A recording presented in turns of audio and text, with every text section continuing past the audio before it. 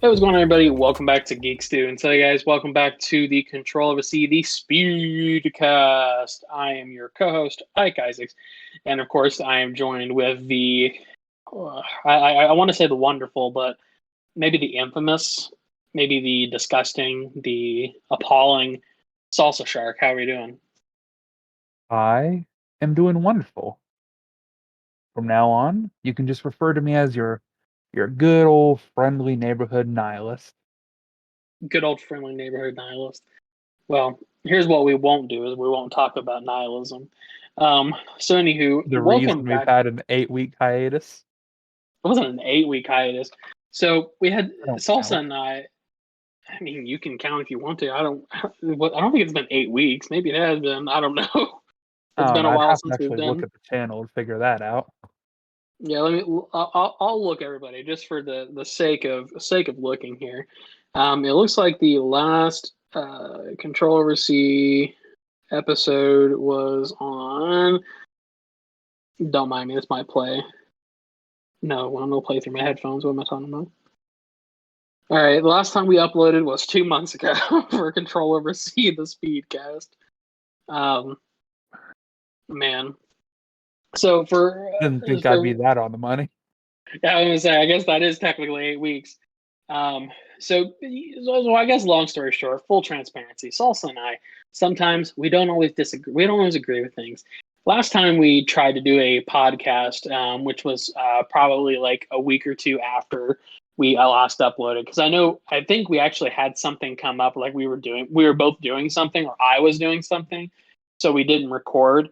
But then of course, we went to record and then we got into an argument about nihilism. So we won't talk about that in too much detail because that's probably just going to, you know, that'll cause Don't another get me argument. wrong. Another 8 week vacation sounds great.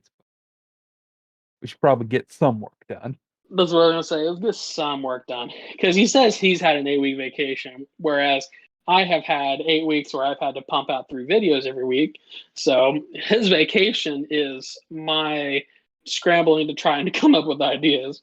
So let's not do that again. But we'll see. We'll Just see want to how it point goes. out.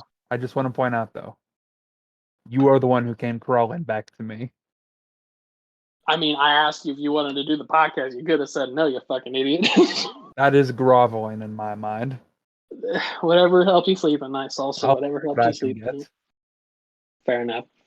But in our 8 week hiatus, a lot of stuff has happened. And I know we talk about Resident Evil a lot on this channel, but it seems that it would be very important for us to talk about Resident Evil, considering that we have had some new updates with the live action Netflix series.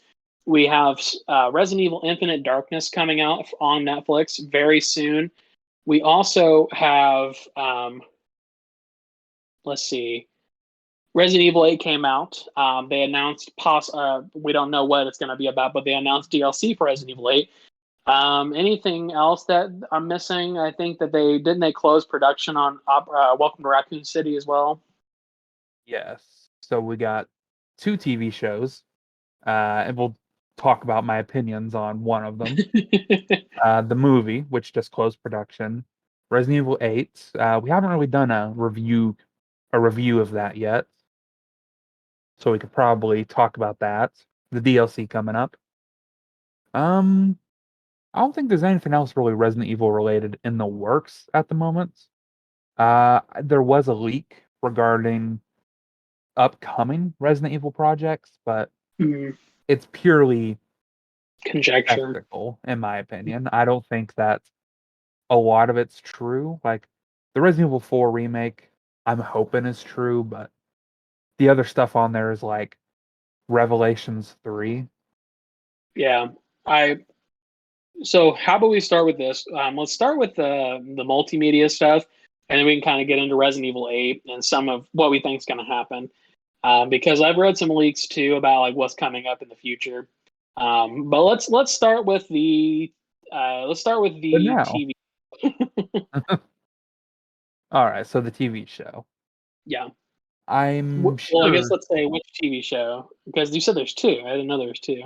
Yeah, one's the Netflix live action TV show, which I have opinions on, and Right. then the Netflix animated TV show, Infinite Darkness. I thought that was just a movie. I thought it was a TV show, like let me check. Yeah, I'm Resident saying. Evil. Give me a fact check real quick on aisle 5. Jamie, can you pull that up? Jimmy, can you pull that up? Oh man. All right. Resident Evil Infinite Darkness is an upcoming CGI original net animation anime series based on Okay. the Resident Evil franchise. Doesn't say how many episodes, but it I mean, takes I'm place fine with that. between Resident Evil 4 and Resident Evil 5. Yeah, I thought didn't Degeneration take place between 4 and 5? Uh, Degeneration. mm, Let's see. Degeneration was the one with the airport, right? Correct. Yeah, that was the first animated movie that they really did because it was like Leon and Claire, um, and then I think it was like the Veronica virus was like came up or something, or one of the G virus or something. Yes. In that case, let's see. The company in I forget what the company's name was in Degeneration. Let me look that up too. Resident Evil Degeneration. It was. I I'm thought it was something Cell or something like that. Tricell. Not Tricell. I know they're introduced at the end of the movie, but Yeah, because Tricell was a huge deal in Resident Evil 5 and 6. Will Pharma, that's it. Yeah, yeah, Will Pharma. That's right. You're right. So Will Pharma, if I have to make a guess, this takes place first, then Resident Evil Infinite Darkness. Yeah, Degeneration is 2005. I don't know where that fits in the timeline of the games. I'm pretty sure that makes it post It was. Resident Evil 4. Yeah, and so it would have to be post Resident Evil 4. I don't remember when Resident Evil 4 takes place, but he talks about the events of Resident Evil 4 in Degeneration. So at a minimum, two and 4 had happened prior to Degeneration. So Infinite Darkness, you said, happens after Degeneration, Yes. and then there were two other Resident Evil movies. One was like, Yeah. Resident uh, Evil Damnation, yeah, which which was that was the overseas one, right, where they were like in Russia. I don't think it was Russia, but it was a former member of the Russian Communist bloc. I got you. I don't even know if it was a real country, to be honest. Then again, Probably not. okay. Eastern Slav Republic, so I guess that might be Yeah, real. maybe. and It's hard. then and then the other one, I don't remember the name of it either. It was you're gonna have to help me with this one. Oh, Vendetta? Yeah, Vendetta, which Vendetta was really good too. It had Chris and Leon in it, didn't it? Chris, Leon, and Rebecca. Yep, I remember that. I have not seen Vendetta yet, to be honest. Really? So I've seen it a couple times. It's really good. I mean, it has the same ambience and kind of action factor that the other two ones had. So I mean, I don't know. Everything I've seen about it, it kind of comes across more like Resident Evil 6 level action, which is to say yeah, not great. I like it. It has a good story. It makes sense, but I yeah. think So my go ahead. okay. I think my particular complaint is more about I remember I've seen clips of the movie, and there's one clip where they're in a hallway where Chris has taken on a bunch of BOWs, Yep. zombies, and it's very John Wick, where he's like grabbing zombies and using them as cover, and then out of nowhere, Leon comes riding in on a motorcycle indoors, and the whole thing just looks very like you could tell the people who made this movie had just gotten done watching the entire Matrix trilogy, and they were To, like, you know what? You guys make some points. to be fair, when you watch just that scene without anything else, it is a little bit out of context because it makes sense why he's on a motorcycle if you watch like what happens prior.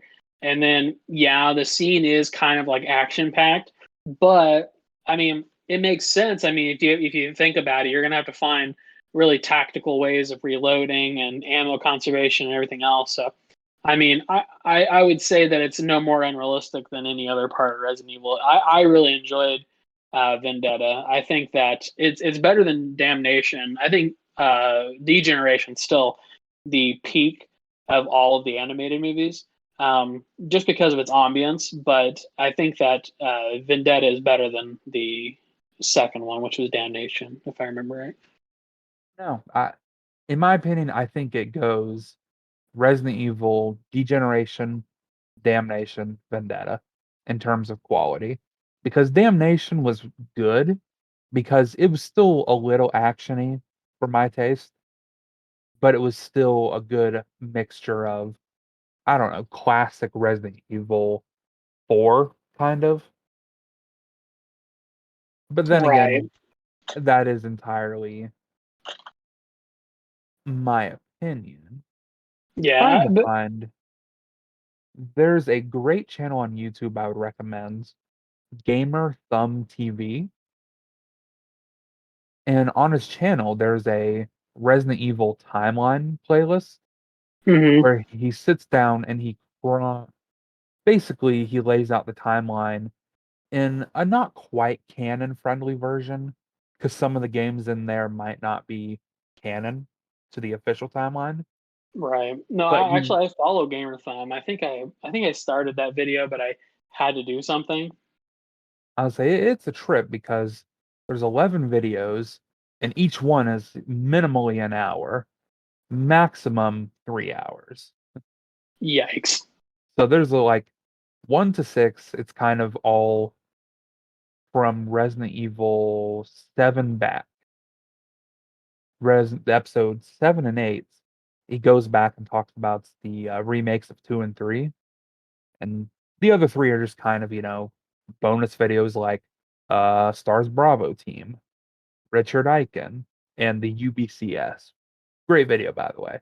I was always a huge fan of the UBCS. Yeah, that's the name of that's like the mercenaries, right? It's like Carlos, Mikhail, and Nikolai, right? Yeah, the Okay, Umbrella Biohazard Containment Service, I believe, that sounds right. or Countermeasure Service. I don't know. Let me, Jamie, pull it up. Yeah, it's the Umbrella Biohazard Countermeasure Service. My bad. I always thought they just had such an interesting story, you know? No, absolutely. I think that they should do more with them. I feel like it'd be cool to see like Carlos pop up in another game somewhere, even if he is just like a side character. It always killed me. They just did nothing with Carlos. Dude was just hilarious in the original. Kind of serious in the new one, but still pretty funny. No, I was gonna say the new one. I kind of like the look of the new one, but I definitely think he was missing the humor that the original Carlos had for sure. Exactly. Like my favorite was right after you hit Nemesis with the gas explosion in the diner, and you run out back with Carlos, and you start to say something to him, and his exact words are, "I get it. Oh, the pretty lady love my Latin accent." And it's just like, how is this a real person in the middle of a zombie apocalypse, and he's cracking jokes like this? I was gonna say, oh Lord, but anyhow, Iconic. beside our love for Carlos, so Infinite Darkness, you said takes place between 5 and 6. Yes. No, Okay, 4 and 5. 4 and 5. So that'll be interesting because there's a pretty big, I feel like pretty big time jump between those two games, isn't there? Kind of. 4 is just after Operation Javier, which is kind of Leon's first mission for the U.S. government. You're right. That's with Jack Krauser. Yeah. 5 is, I don't think 5 is that much further along in the timeline. Let me, Jamie, pull it up. Yeah, I was gonna say. I'm just going to be Googling shit all night. Resident Evil timeline. Surely there's got to be a good. Here we go on the Resident Evil wiki. There you go. Why is Resident Evil 3 Nemesis? Okay, it was on like the list multiple times, so I was a little confused. According to this, okay, this is a little weird. This can't be right. According to this, Infinite Darkness takes place in October 2000 during the Penumstan Civil War. Penumstan? I think that Um, might be like the intro of the movie. yeah, honestly, they show like the beginning of Infinite Darkness. There's like a clip of it, which was Okay. like, yeah, like a war or something. But I don't know if the whole game takes or the whole movie takes place in 2000. That'd be kind of impossible. Yeah, no, I guess Infinite Darkness, the intro takes place in October 2000 during the Okay, Penamstan War. Operation Javier is 2002, South America. Resident Evil 4 is 2004 in autumn, but that is the abduction of his daughter, the president's daughter. Degeneration is November 2005. Resident Evil 5 is mid 2006, but that's only Lost the Nightmares, the raid on the Spencer estate. right where Jill's lost. Yeah. And Infinite Darkness is shortly after that. Okay, Then Resident Evil interesting. 5 is 2009. So yeah, there's about a 4-year gap there. Okay, so yeah, there's 4 years to kind of work with. That kind of makes sense. Um, Interesting. So I mean, it'll be interesting to watch because then I'm pretty sure like degeneration. Where does that come into play? Because that's like is Degeneration is 2005 November, just before Resident Evil 5. The Spencer estate raid. okay. So then, so then basically degeneration, and then this movie, and then damnation, and then vendetta. Yes. Man, this Resident Evil wiki has a lot of just information like Biohazard the stage, the stage production play they made is canon on here. The stage production. Yes. It was Interesting. literally, in fact, that's actually, if I'm not mistaken, how they introduce Piers Niven from Resident Evil 6.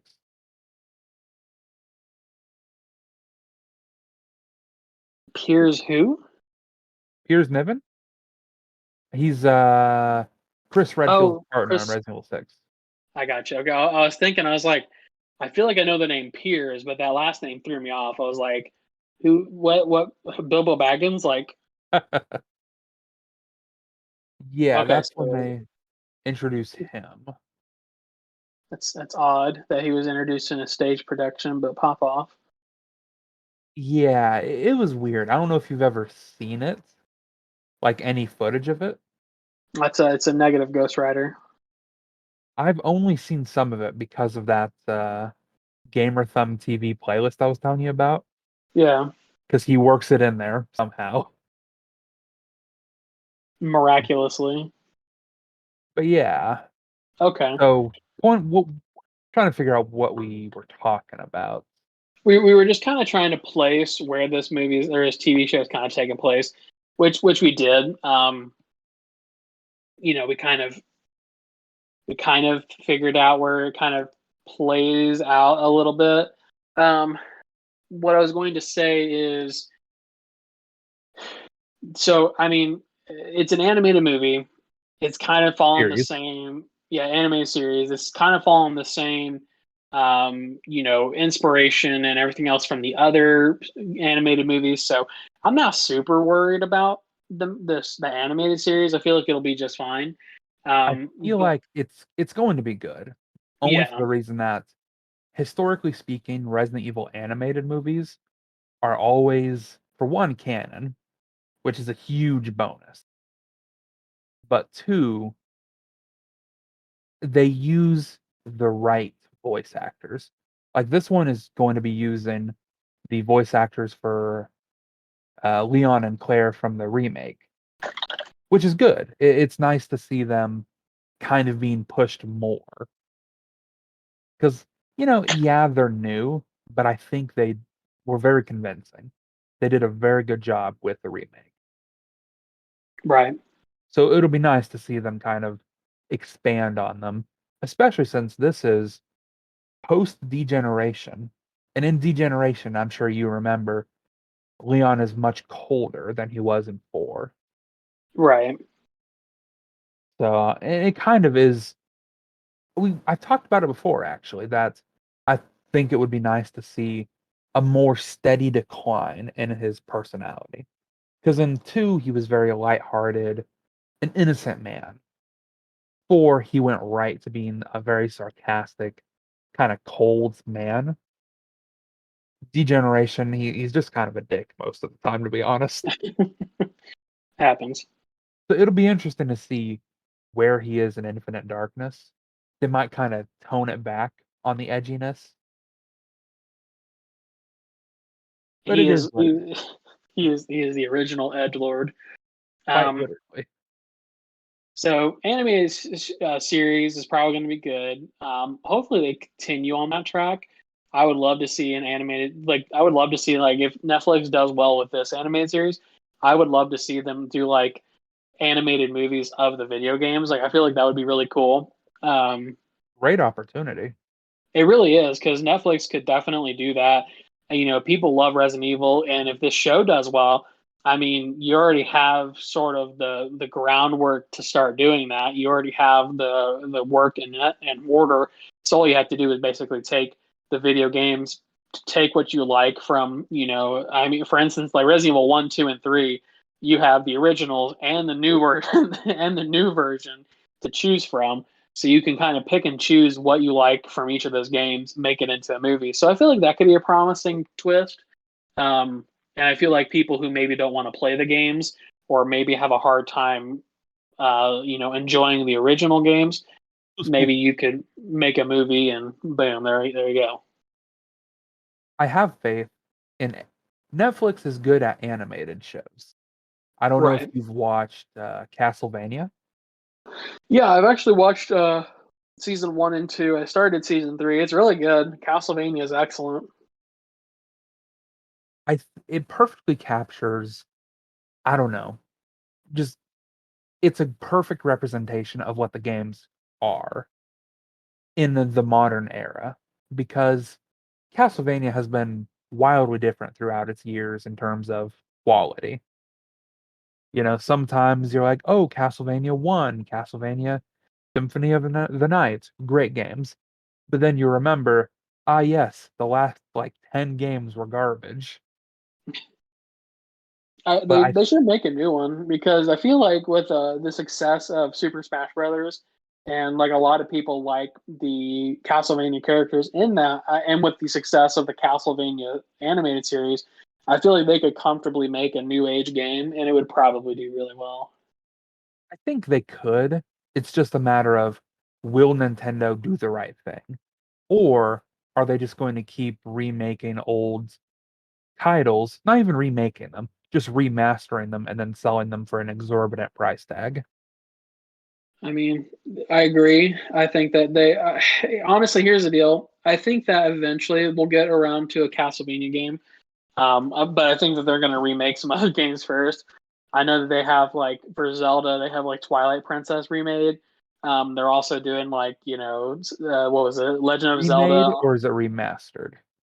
remastered, and then Legend of Resident Zelda, Zelda Resident Zelda, Ocarina of rival. Time. But no, Ocarina of Time and Majora's Mask, they're doing a remaster for the Switch, and it's going to be like a dual game type deal. I'll buy it because I'm a sucker, Right, same. but I don't know. But on the topic of Netflix, already I think they confirmed they're going to do more Castlevania since they Yeah, ended the series. They're going to do Richter Belmont next, which which is is a interesting. little farther back, isn't it? Um, I think Richter might be post Trevor Belmont. Maybe. It's real weird. Funny enough, the YouTuber I told you about, Gamer Thumb TV, that we both watch, he also has a Castlevania timeline. I see that. I literally have his YouTube channel pulled up. I see. I see that he's got all these timelines. His last upload 4 days ago was new Castlevania Netflix series. Richter Belmont is coming. Game Rhythm TV. Yeah, I'm looking at the timeline right here. Started with Leon Belmont back in 1094 AD. Trevor was 1476.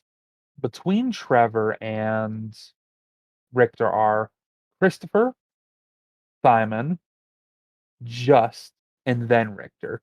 So that's 4 generations later. Gotcha. Makes sense. So I mean, because I feel like that's like the like I know Trevor and I know Leon. You said Leon Belmont. I feel like I remember that name, and obviously I know Richter. Those are like the only three Belmonts that I know. Yeah, they mention Leon in the show, and I believe it's when Trevor gets his morning star whip. Yeah, Um, it's actually interesting. I would highly recommend the Gamer Thumb TV timeline because it's very interesting because you get to see how, for one, how Dracula was made because he didn't just start out as a guy named Dracula. He started out, Dracula. if I'm not mistaken, he started out as Matthias Bronkvist. It's not a cool name like Dracula, but all right. Yeah, it's really not, but Sounds like an accountant or a CPA, not the Lord of the Undead. he's honestly more boring than that. He is a lord, Oh, like so yeah. yeah, just some random dude in charge of a town or something. So basically, like a town sheriff or like a town city council leader or Oh, something. my bad. His actual roles are knight, tactician, and alchemist. So he's just some Oh, nerdy dude in paladin. armor. Yeah, a paladin. He's a fucking nerd paladin. Fuck. Crazy how a paladin turns into the most evil man alive. Interesting. This progression is interesting. But Yeah, anywho, so I guess. basically, Yeah, I was gonna say basically, if you haven't watched it, I would recommend people out there who are listening watch the Castlevania series and watch the Resident Evil series. Hopefully, everything goes well. Like I said, Castlevania was really good. Resident Evil's promising, so the animated part of Netflix is pretty good. Um, but with that being said, we also have the actual TV series coming out for yeah. Resident Evil, The live um, action TV show. which doesn't have a name yet. Oh, I shudder to think. Resident Evil Netflix. I don't know if it has a name yet. Yeah, nothing coming up yet. I gotcha. Yeah, I'll say I didn't see it either. I was kind of like pulling up one of the actors. Um, So, kind of a brief rundown of what we understand of the show so far.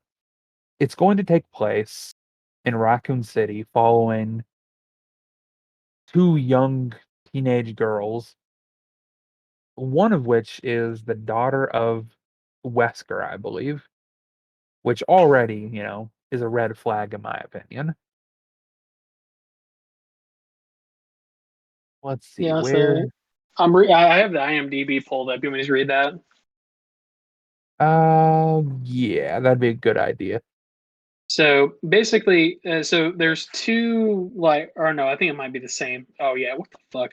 The IMDb app has like their ads. It literally cuts off the There's like it's a like the plot is in two sections. So like the ad cuts it in half, and I thought it was two different plot synopses. I'm like, what the fuck? Anyways, so nearly 3 decades after the discovery of the T virus, an outbreak reveals the Umbrella Corporation's dark secrets, based on the horror franchise. The story takes place over two timelines, the first of which involves 14-year-old sisters Jade and Billy Wesker moving to New Raccoon City. They come to realize that their father may be concealing dark secrets that could destroy the world. The second timeline takes place over a decade in the future, where only 15 million humans remain, with over 6 billion animals and people being infected with the T virus. It follows Jade, now 30, in her efforts to survive in this world. So I'm just going to lay it out real quick. Just reading what we just read, 14-year-old sisters Jade and Billy Wesker. Wesker doesn't have kids. We don't even acknowledge his son in the games as real anymore. So I don't like that. I think that's a red flag moving forward. The fact that it says they come to realize that their father may conceal a dark secret that could destroy the world. You're telling me that the man who literally was behind like everything between Resident Evil 0 to 5 was so careless that his new daughters were able to suss him out. I mean, he is pretty sus. Like, don't get me wrong, he is the most suspect individual I've ever seen. I Who saw him wears, vent. I, yes, whatever you just said, I but said, I said I saw him vent. that, I'm pretty sure that's how he escapes the first mansion explosion. Probably. Problem is,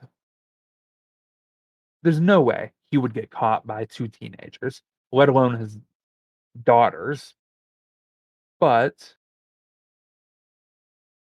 I hate that, but I also hate the whole 15. Sorry for the small little gap there. We had a little bit of tech diff there, but we're back. So Salsa was talking about apparently how inept the new apparently how inept the new Wesker is, because in the sort of the synopsis, if you will, that we have so far, basically Wesker is being found out about his evil doings by his two teenage daughters. So continue there, Salsa. It's pretty much like you said. These two 14-year-old girls somehow just stumble onto his evil, nefarious plans. You're telling me that STARS, the BSAA, literally every bioterrorist organization in the world cannot figure out what this guy's up to. But two 14-year-old girls are just going to be like, oh, is that so? That's how I feel like about like any of those like teen dramas where or teen action movies where like the teenager somehow is like able to figure out like what's going on, and you're like, bro, like there were people in this who like their entire lives are dedicated to this and they weren't able to figure it out. So like how the fuck were you able just to like, oh yeah, I figured it out, you fucking idiot. I'm calling it now.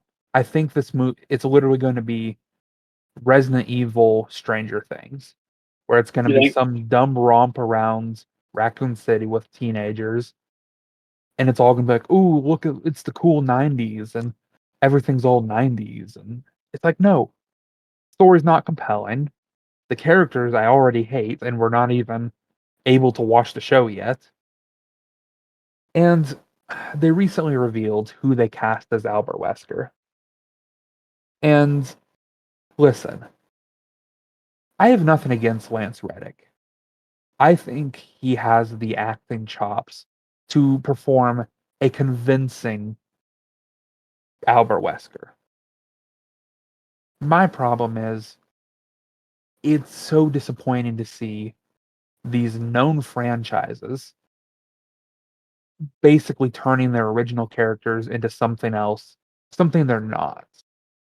Like, if you're going to make the main bad guy be Lance Reddick, how about instead of, have him play the historically blonde hair, blue eye Wesker, make a new, more compelling villain.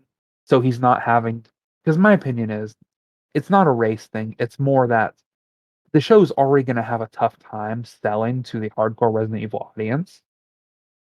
So the best thing they can do now is to be as canonically accurate as they can with character appearances. Like, imagine if, I don't know, it was a Resident Evil 5 movie and Chris Redfield was not a humongous, roided out, boulder punching asshole. You'd be So like, well, that's not Chris. here's my thing. So for people who don't know, Lance Reddick is so some things people might know him from. He is Karen. I mean, say that a little more enunciated.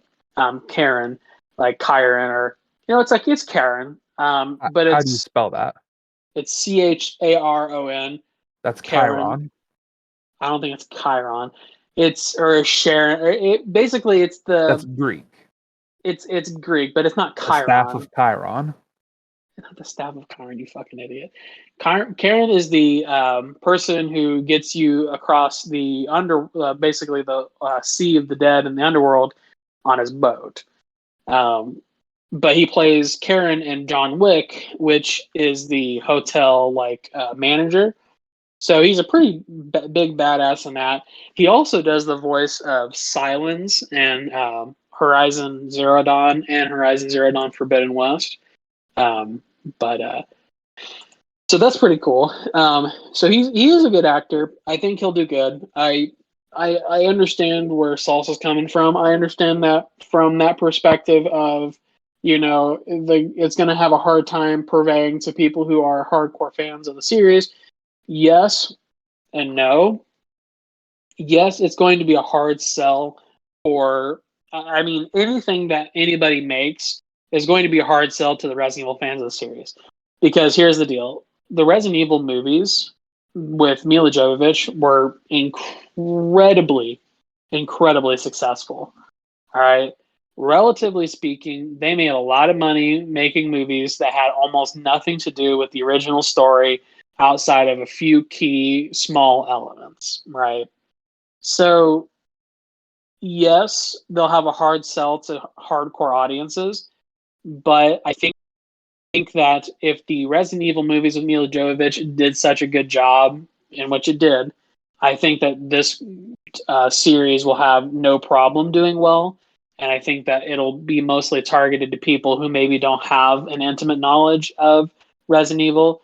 And it'll probably be more geared towards people who maybe want to know more or want to get more into the story. So, I mean, take it for what you will. I think he'll do fine. I think it'll be a fine movie, TV show, whatever the hell it is. All I'm gonna say is, I did not care for the live action Resident Evil movies. I thought Where? that they were so far from the original canon that it wasn't Resident Evil anymore. It was basically fanfic. And to each their own. If you want to make a show or a movie about zombies that's set in a similar universe to Resident Evil, go for it. If you butcher it and you make something that doesn't even resemble the original work of art, then you can't really be upset when people say this isn't Resident Evil. At the end of the day, to each their own. You want to like it, I want to hate it. It is what it is. Lance Reddick, he might play a very good Wesker, but I find it, in my opinion, it's going to be hard because already the plot of the show sounds, it's not believable.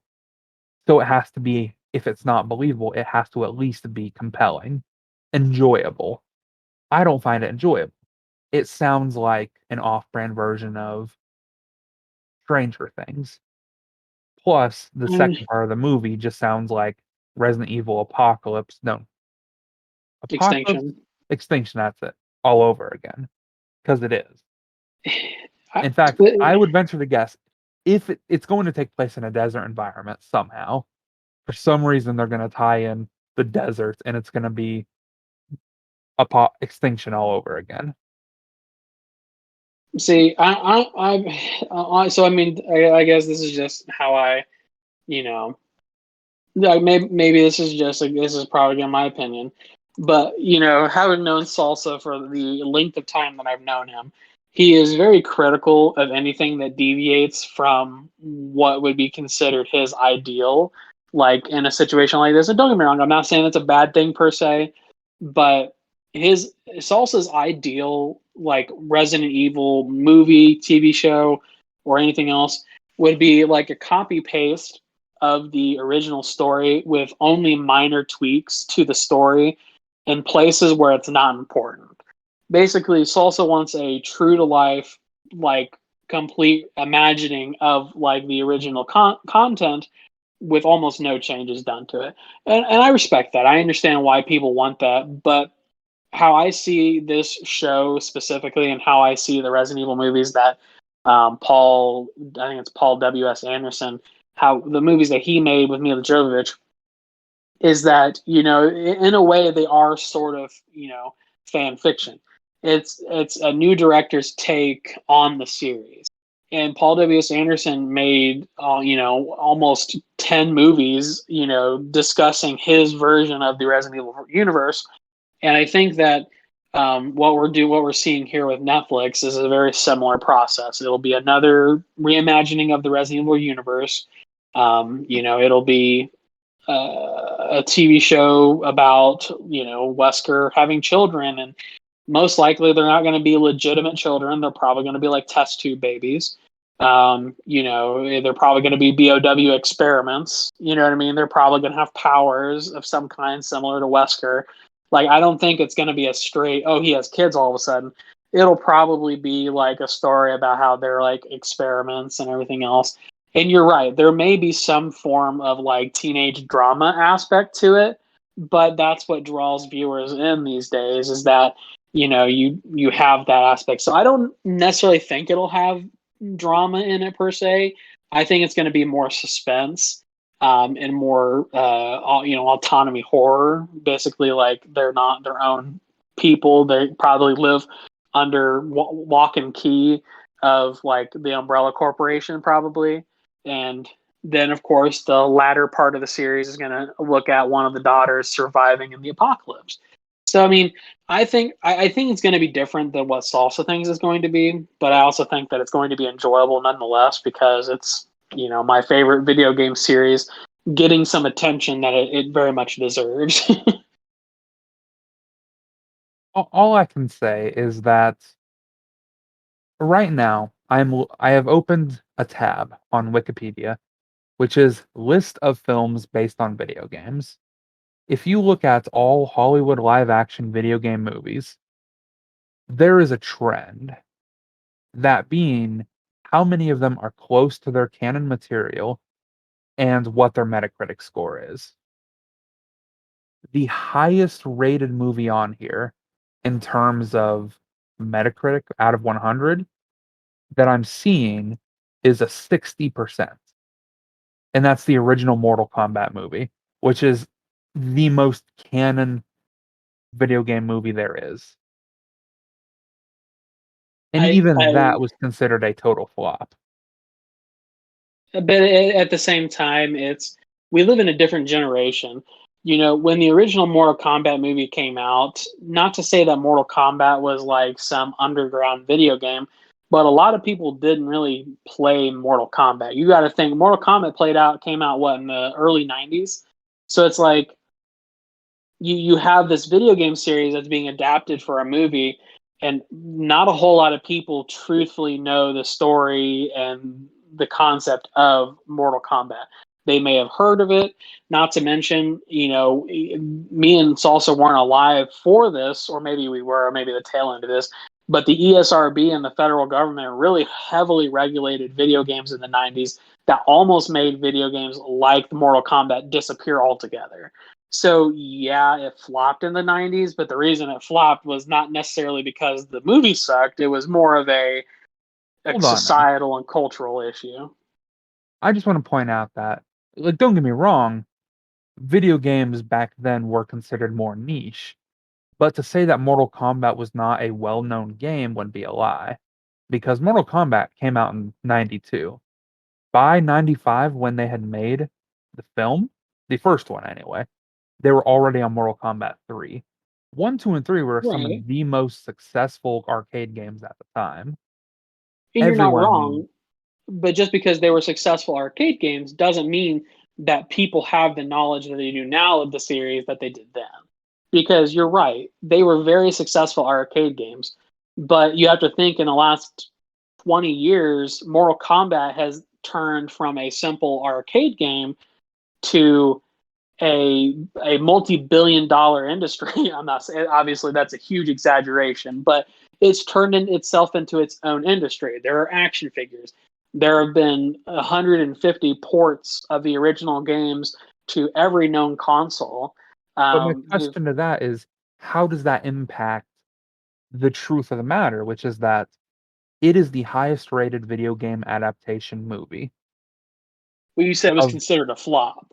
I would say by it may have then been. standards and by now standards. I mean, it's a cult classic now. I mean, people talk about that movie all the time about how most people who have looked back on it now can see that it is not a bad movie.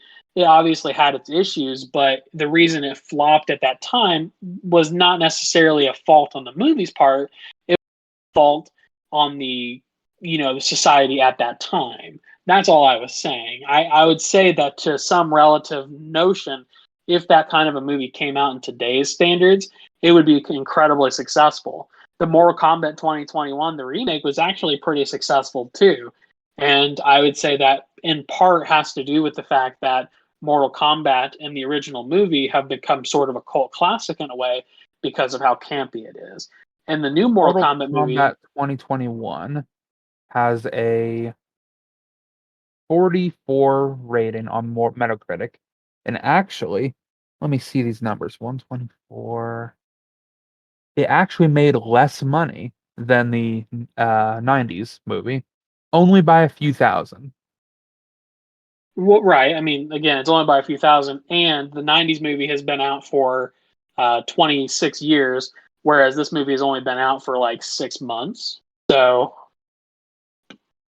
My point is, when I say flop, I'm not talking about financially. 'Cause some of these movies are making tons of money.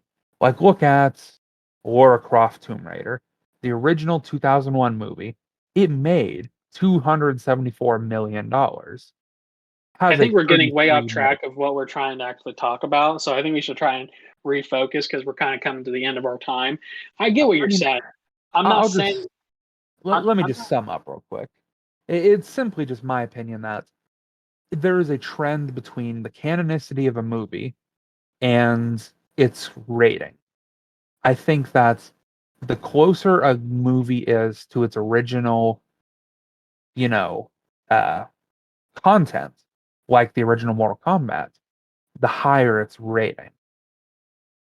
And sure, there are some outliers, I'm sure. I'm not seeing any on this list, but this list is kind of only the American releases I'm looking at. You I get what you're saying. I understand what you're saying. You're drawing a sort of correlation between the canonicity of a movie and how well it does according to critic ratings, and that's fine. But that doesn't necessarily mean that just because the critics say it was a good movie doesn't necessarily mean that yeah the movies were good. I think that yes that does have some bearing on it to a degree, but I definitely think it's important to note that some of honestly my favorite movies are movies that were very poorly panned by critics, but by actual viewers were considered to be very good movies. So it's one of those situations where sure you can draw that correlation, but that's not a hard fast rule for all content out there.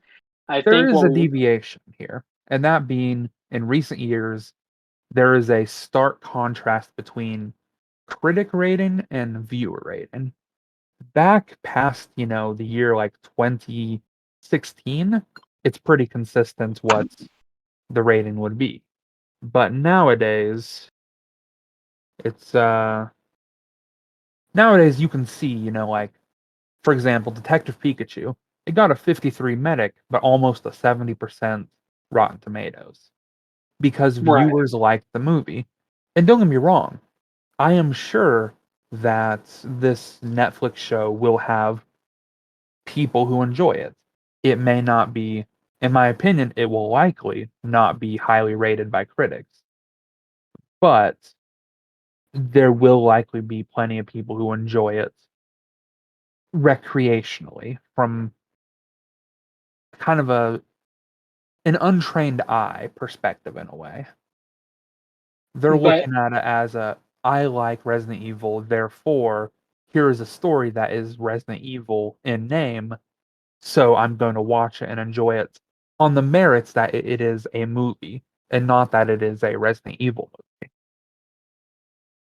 I mean, I wouldn't even say an untrained eye because I mean I'm not trying to hype myself up or say anything like that, but that's essentially how I'm going into it. Is that this is a movie? This is another form of media being created off of one of my favorite video game franchises, right?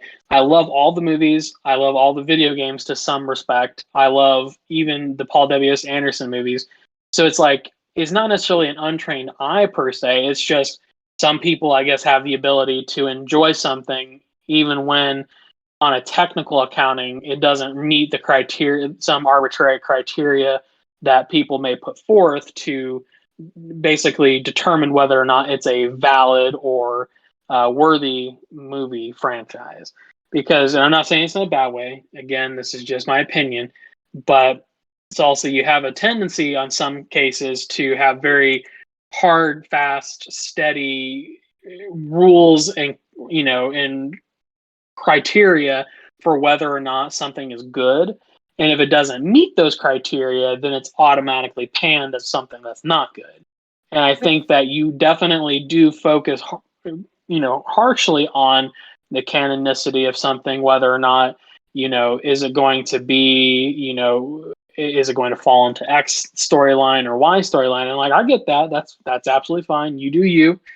But I feel like it is more enjoyable to go into it saying this movie may not be 100% canon to the original series. However, it is still a good movie, has a good story. It was filmed good.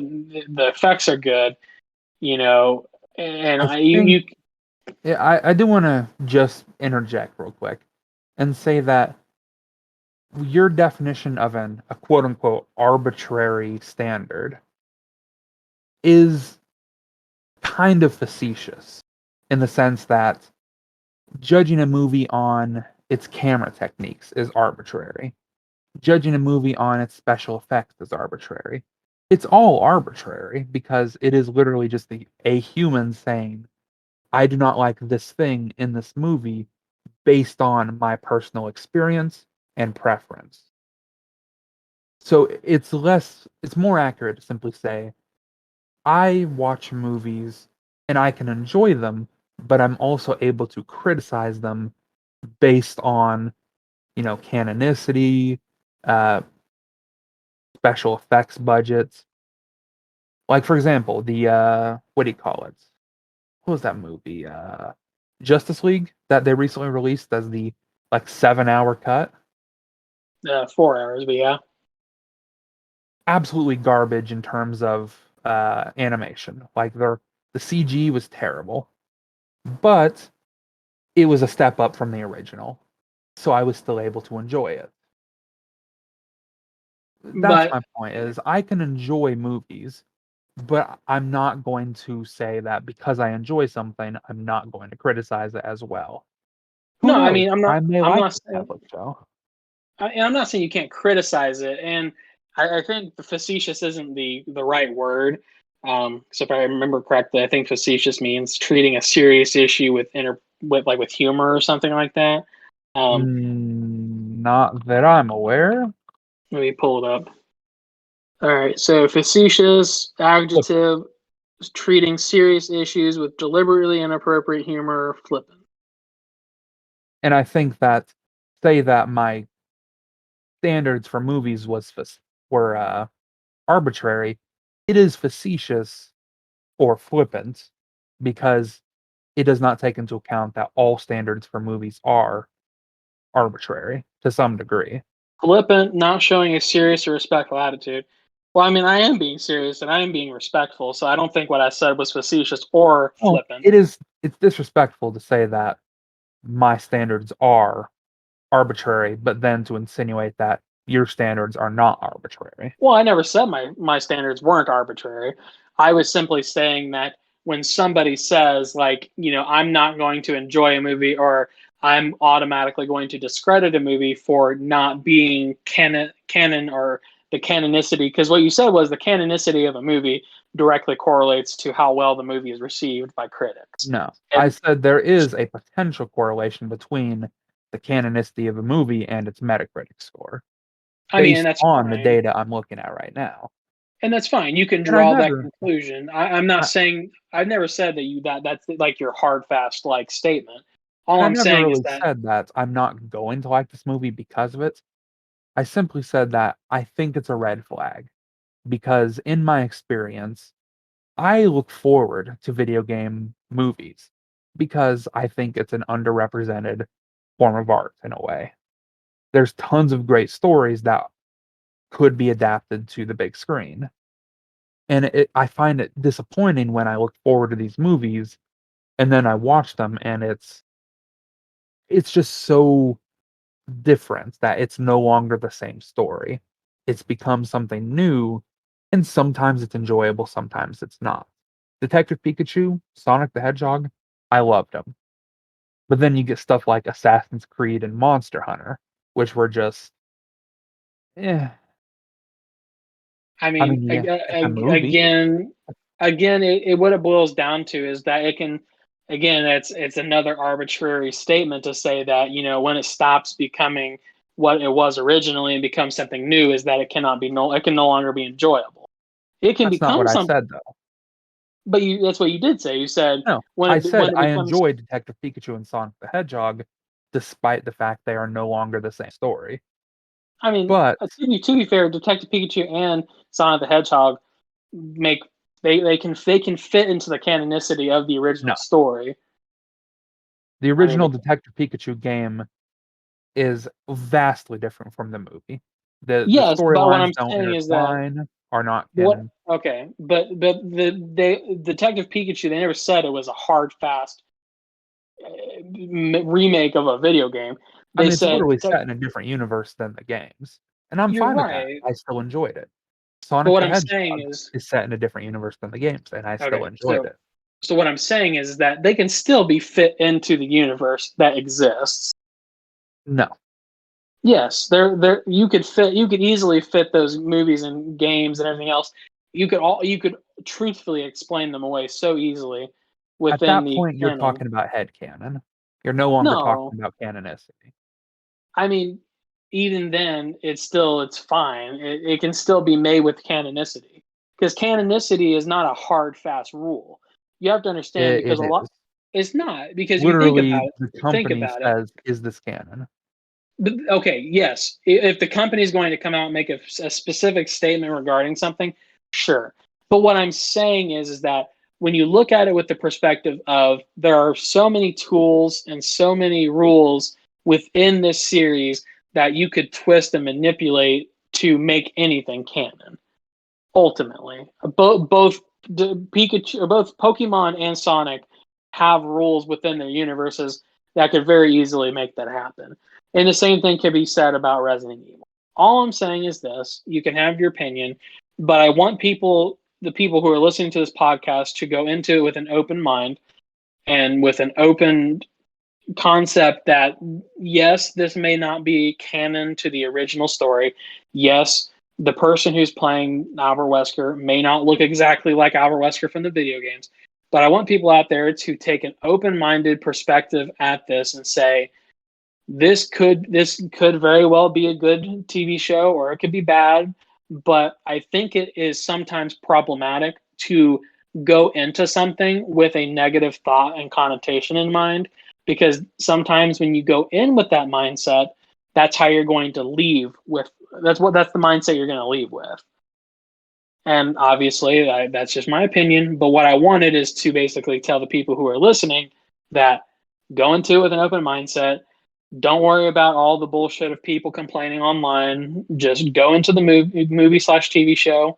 Watch it for yourself when it comes out. If you enjoy it, great. If you don't, that's fine too. But don't listen to me or Salsa. Go into it with your own headspace, so that way you don't leave with a negative headspace. That's all I'm really trying to get across to the people who are listening. So I think we should move on from that TV show, though, because we're starting to argue about it. And so we kind of need to end the episode. And all I'm going to say is, yes, go into a movie or anything with an open mind. But there's nothing wrong or problematic with building a preconceived notion on what you've seen already. You shouldn't take that from other people. For example, I'm not taking any negative opinions I have from some stranger.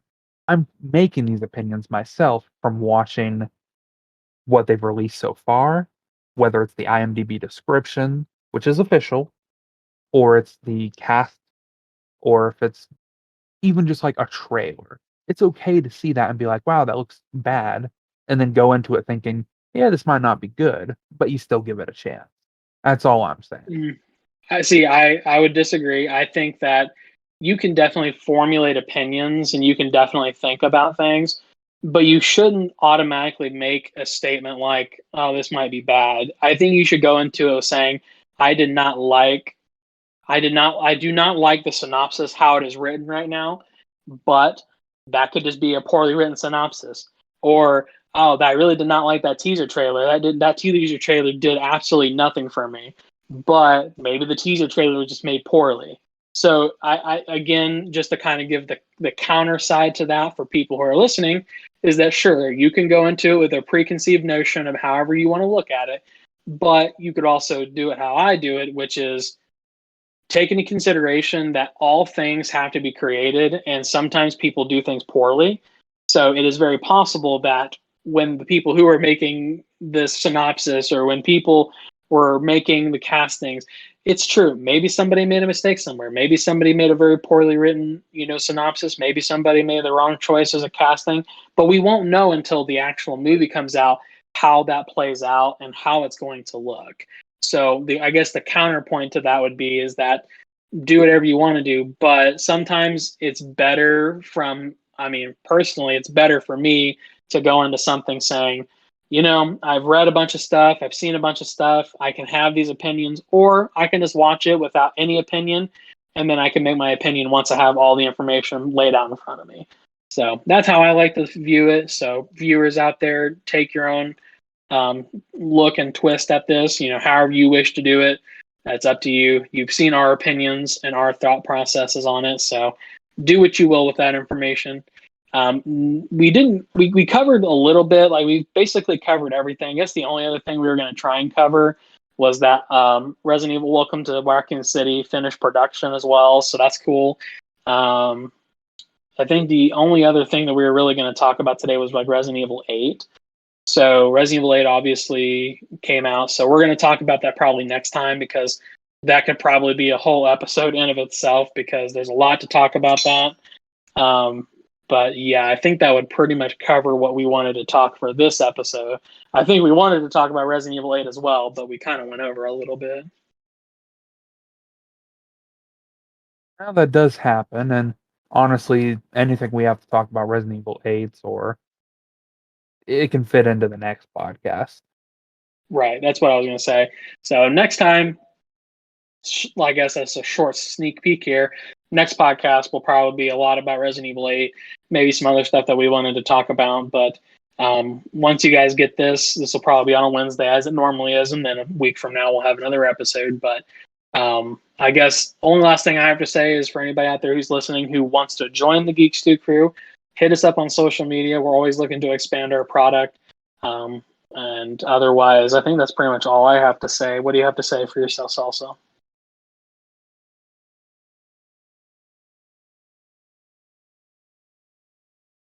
That's a good question. I am only going to say that E3 just happened, and for some reason, the people who made the Avengers video games said they're going to keep updating it. And I'm not saying that. I think it's a good metaphor. If something fails, don't keep doing the same thing. It's a good way to live your life. Fair enough. Fair enough. All right, everybody, stay safe, stay happy, stay healthy, and I guess we will see you in the next one. Close us out, Salsa.